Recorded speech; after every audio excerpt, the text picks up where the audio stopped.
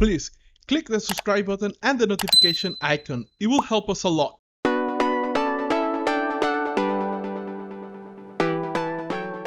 Yeah, I mean, as far as like challenges between the difference between like a small and a large team, I couldn't tell you as much because I've only worked in really small teams. But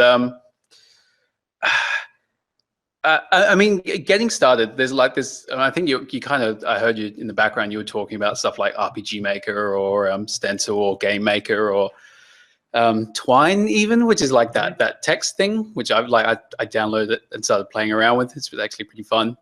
There's a lot of stuff that you can start teaching yourself things just by, even as like one person by yourself, even if you can't draw or code or something.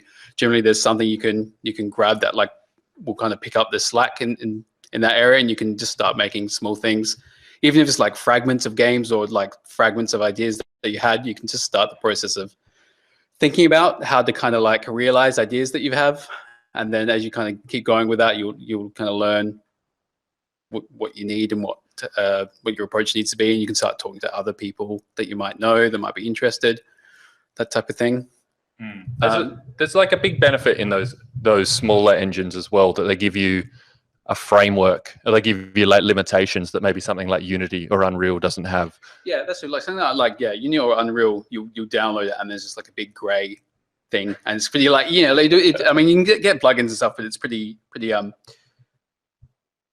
of like bewildering. It's just a big void. Yeah, or something like I mean, because I made like one platformer for Hollow Knight, and that was using Stencil, which just had like a built-in platformer engine and stuff. And like the first version of Hollow Knight just used like a modified version of that. Yeah, which felt really good. Yeah, out of the box. So I was interested in. I wanted to try making a platformer. I didn't really have any expectations of like releasing an actual game or anything. It's just something I felt like tinkering around with.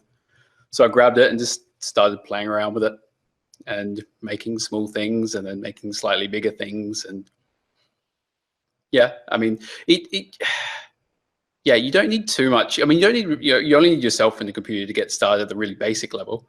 And then, it's not, time is the big thing, obviously. So depending on like what your situation is, but if you've got time and like either yourself or one or two other people, you can start making you can make a 1 hour, 2 hour game over the course of a few months just to get started, stuff like that. And that's always the first step. You can also sell, like a product can be a 1 or 2 hour game these days, and that's totally okay. We now have a market, all the markets, whether that's a PlayStation or a Steam, will support a game that goes for 2 hours. And that can be fantastic. Yeah, for sure.